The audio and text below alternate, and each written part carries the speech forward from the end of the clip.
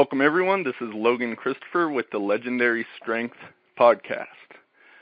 On the call with me today, I have Clay Edgin. And if you don't know Clay, he has been a strongman competitor, competes in grip sport, all around a big and strong guy. And so I'm excited to have Clay on the call. He's also someone that I have personally met, unlike many of my interviewees. So thanks for joining us today, Clay. Hey, thanks for having me, Logan. Hello, all you listeners in podcast land.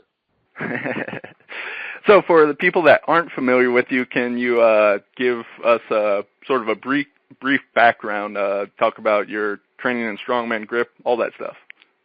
Sure. Doesn't have to be too brief. I started training for strongman in 2003. I've always been a fan of the World's Strongest Man television shows, like I'm sure most of us have. I was fortunate enough to have been born pretty big. But I was too big at the time. I'm 6'5", and I was about 4'16" when I first started training. Oh, wow. So the first thing was to get my weight under control and not be such a big fat you-know-what.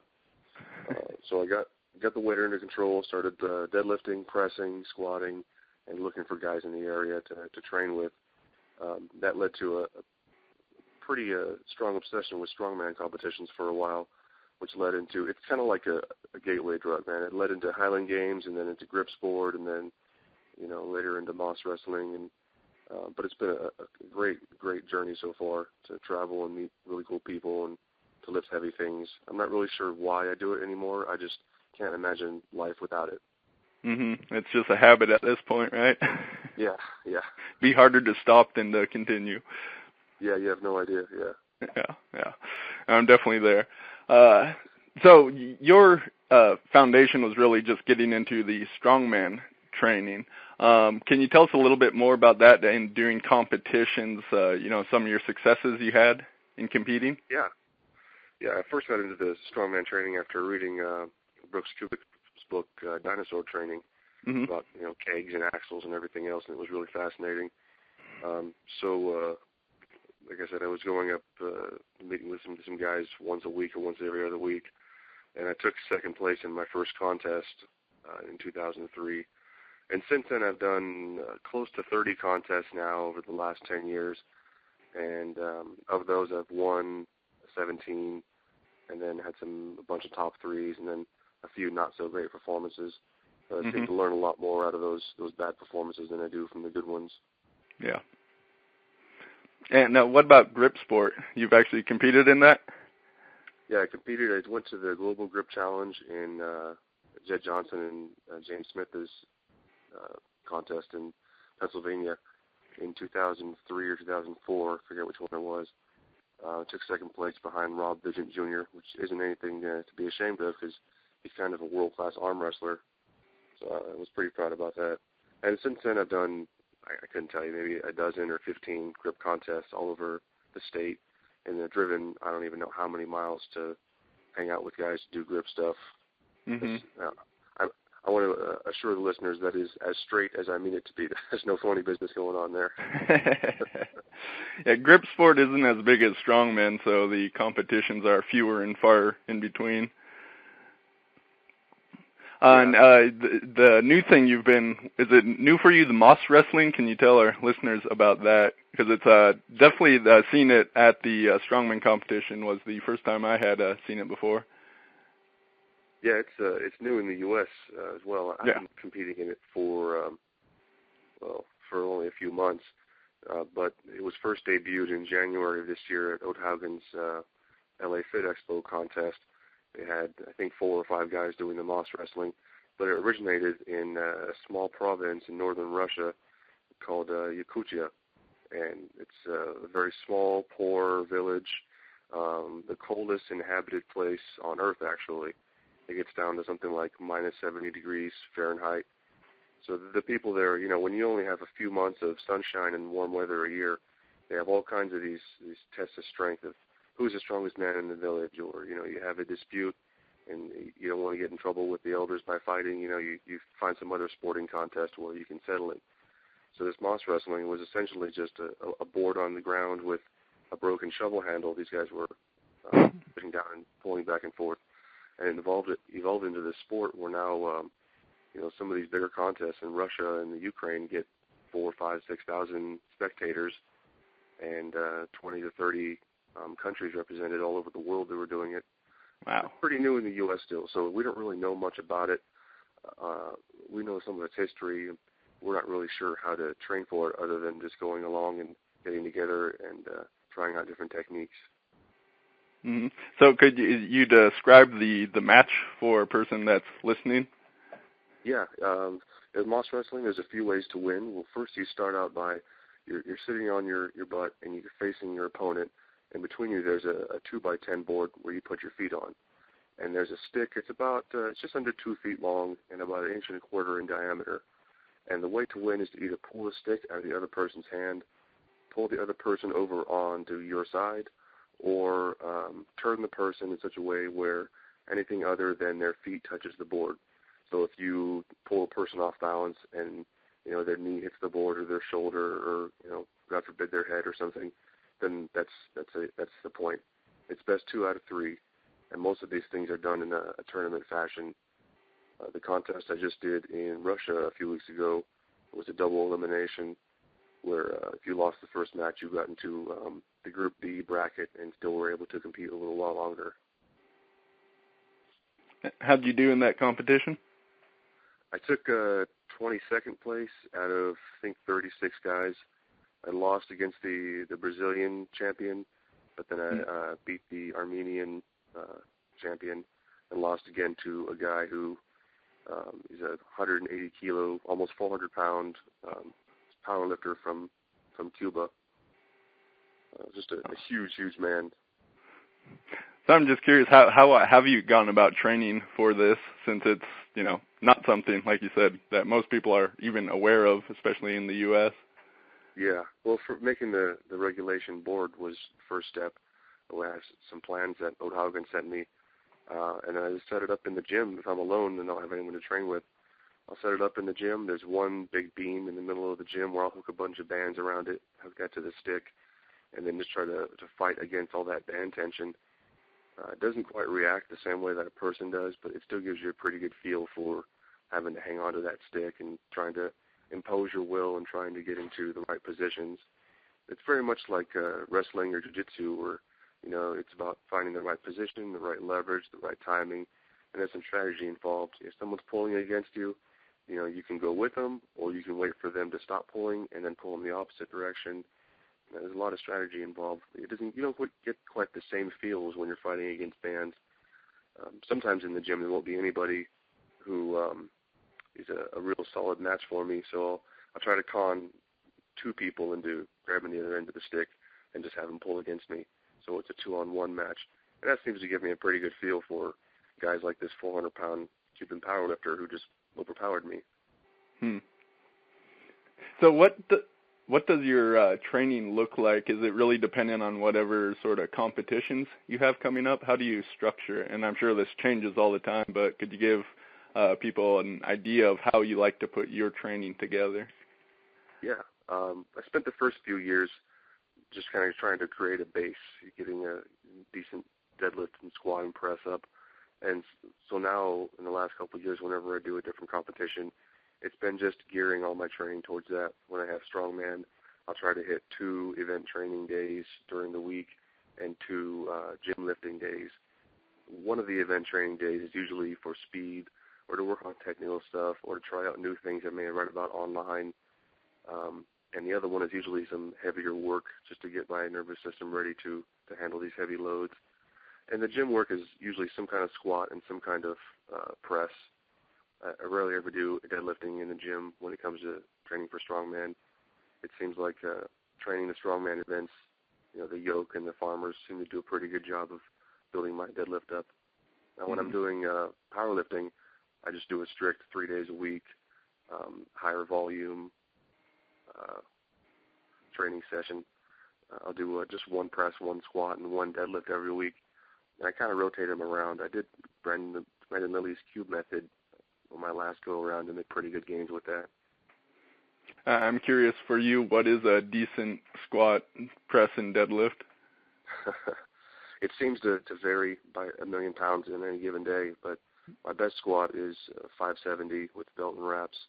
Best deadlift is 713, and best bench is 405, but I've done 365 and a push press.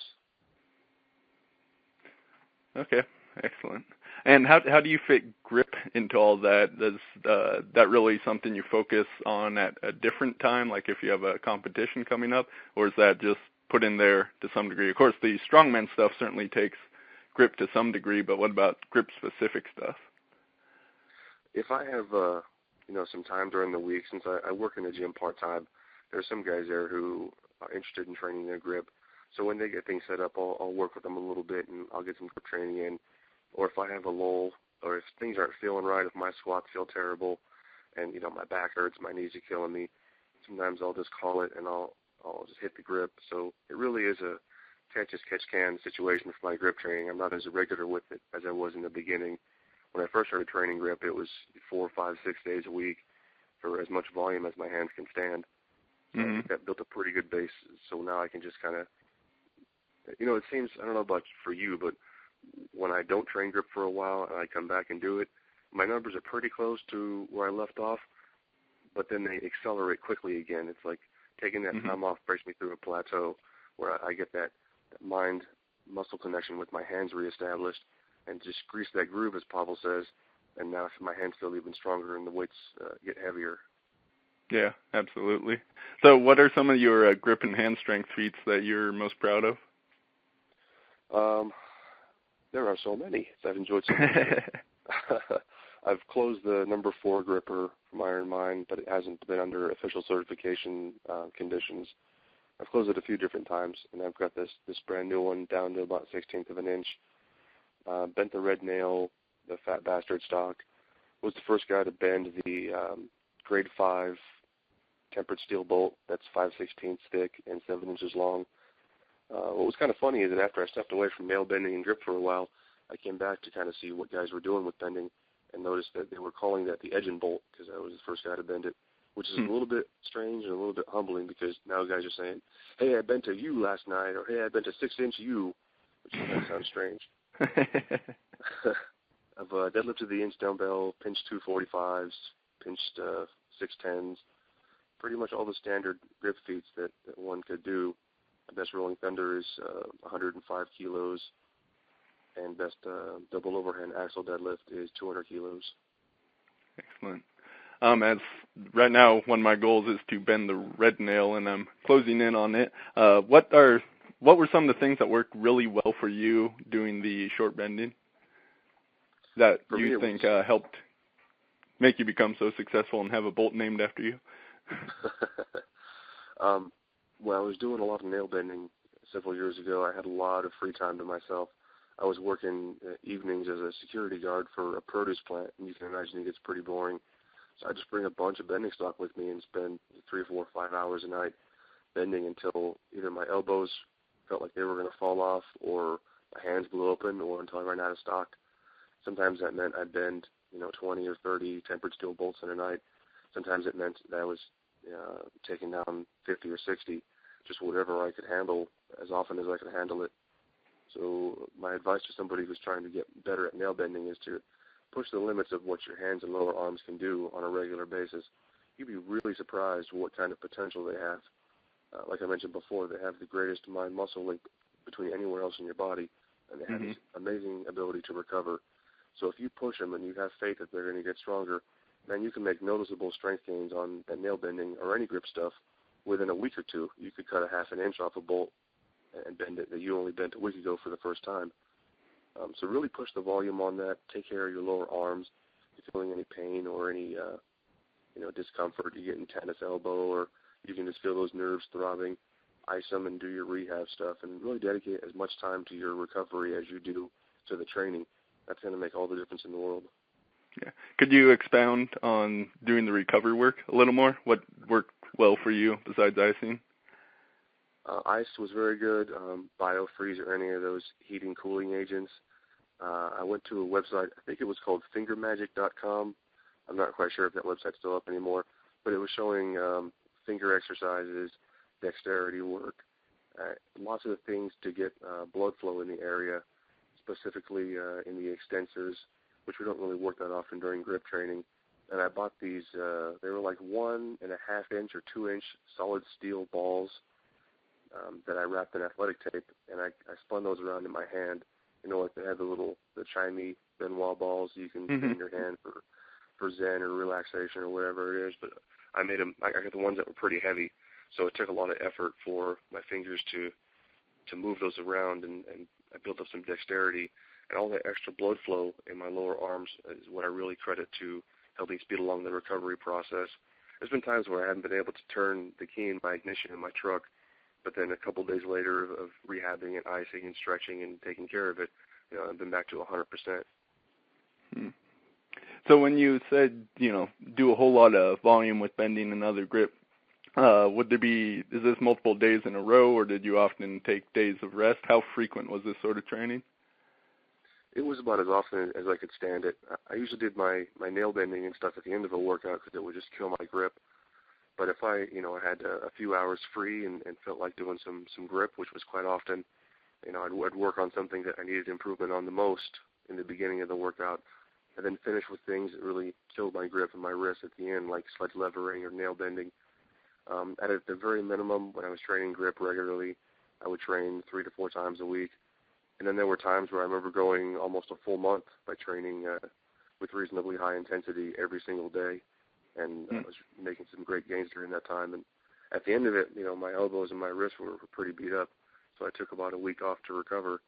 But you got to strike when the iron's hot. And if your hands are feeling good, you got to go for it.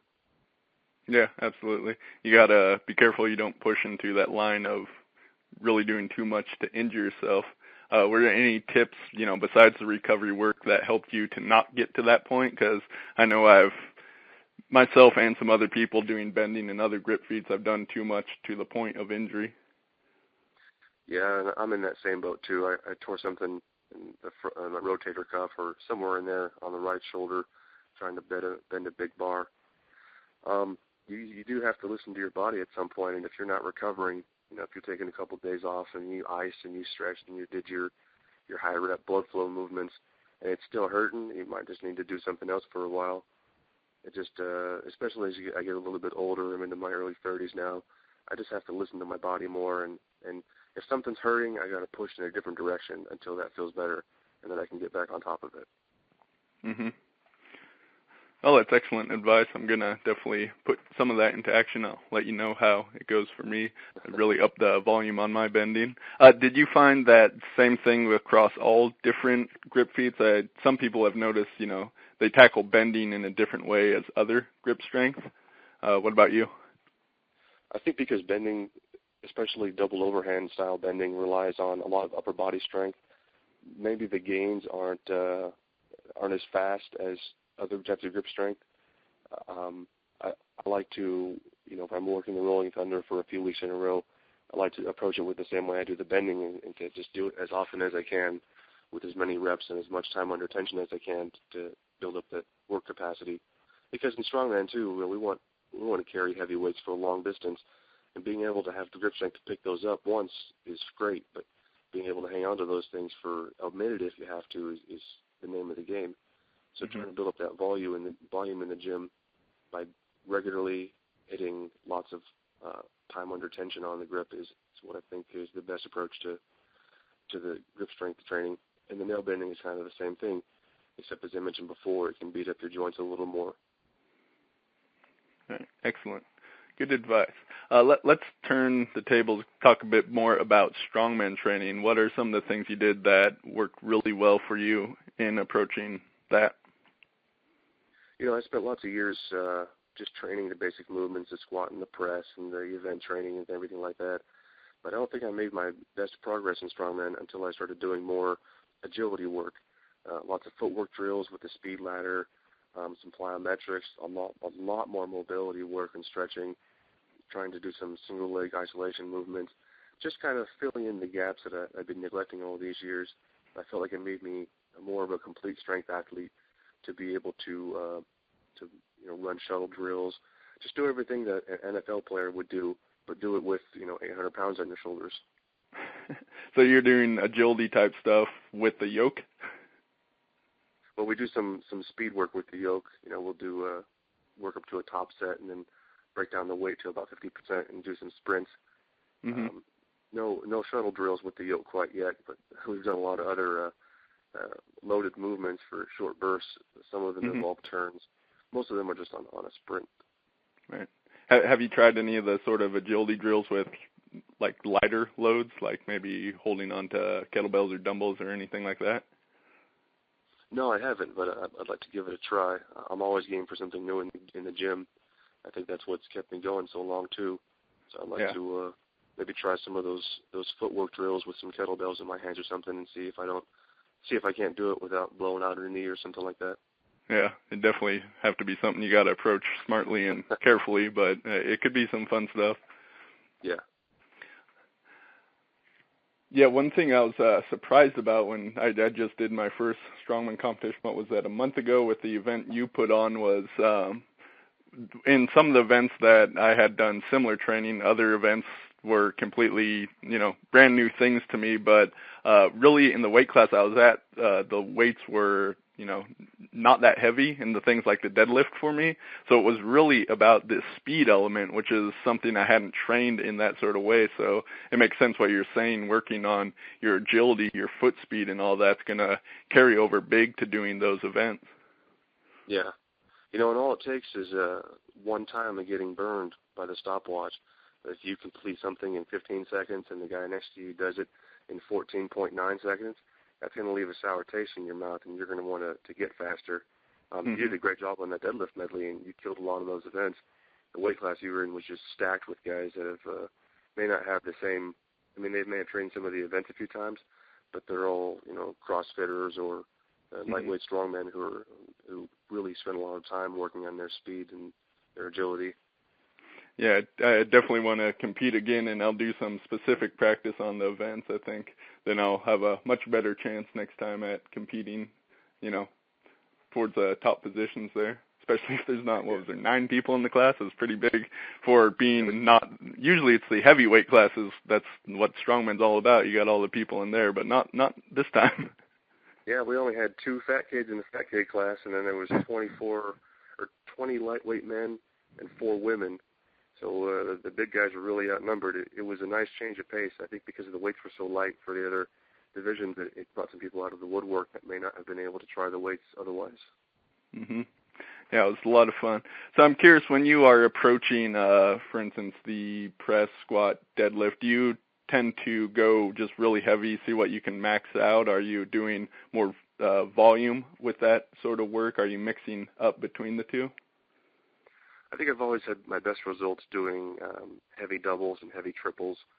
I like to max out. I like to see where I'm at, But if you miss a single rep max, and it does stuff to your head sometimes, and it kind of just kills the workout. Like, oh man, I missed this PR attempt, or even worse, I missed this attempt at a weight that I've done 20 pounds heavier before. Mm-hmm. So I try to keep it. I try to dial it back a little bit and stay within 80 to 95% of my 1 rep maxes for as much as I can stand. There are things like my overhead press that could use a lot of work and speed. So sometimes I'll do like 45 to 60% of my 1 rep max of weight on the bar, plus some bands, and I'll do some strict overhead press. And I tell you what, man, if you're not explosive getting those bands overhead, that bar will come back on you in a real quick heartbeat. Yeah, I've never done banded presses, but those sound quite difficult. Yeah. I think it's mainly that fear of death that makes you do it quickly. Yeah. All right, well, we're coming up on the half-hour mark. Is there any final things on training we haven't talked about yet that you'd like to convey to the people listening? I think that the biggest gains you can make are in your mind if you commit to not having any limitations. And I know we hear that all the time on motivational T-shirts and bumper stickers and everything else. But if you just commit to not having any limitations and to trying to become legendary, as the name of your podcast implies, then I think you'll find you'll make really great progress. And the sky is the limit. You can do anything in this life with a good, strong back and the ability to string together some coherent sentences. So to all the listeners out there who are going to be looking for that last little bit of advice, step into the gym tomorrow or today even and commit to pushing yourself a little more and seeing what you can accomplish. You might be surprised by the results. And if I can also give a quick shout out to the tens of Moss wrestlers listening. Sport isn't that big yet. Check out NorCalMossWrestling.com for latest information on Moss wrestling tournaments in the area. We're going to have one in, we got one coming up in January in Santa Cruz, one in February in San Jose, and another one in February in Bakersfield. So it's going to be a real busy next few months for me. Okay, excellent. And is it M-O-S-S? Is that how you spell it? It's M-A-S. M-A-S, okay. Like Moss, like more in Spanish, but Moss is actually Russian for stick. Okay, that makes sense. So where can people go to find out more about you? Do you have a website or your Facebook profile or anything you want to point them to? Yeah, you can stalk me on Facebook. I always appreciate that. Or you can look me up on strongmanclay.com. It's just a little website I put together for personal training and stuff, and I got some pictures up there. But yeah, the Facebook stalking is always welcome and appreciated. Drop me a note and say hey. Okay. Well, thank you very much, Clay. Had a fun time with this call and definitely picked up some tips that I'm going to put into action with the grip training. Awesome. Thanks for having me, Logan. I appreciate it. All right. Thanks, everyone, for listening, and stay tuned for our next call. We'll have another great interview for you. Some pictures up there. But yeah, the Facebook stalking is always welcome and appreciated. Drop me a note and say hey. Okay. Well, thank you very much, Clay. Had a fun time with this call and definitely picked up some tips that I'm going to put into action with the grip training. Awesome. Thanks for having me, Logan. I appreciate it.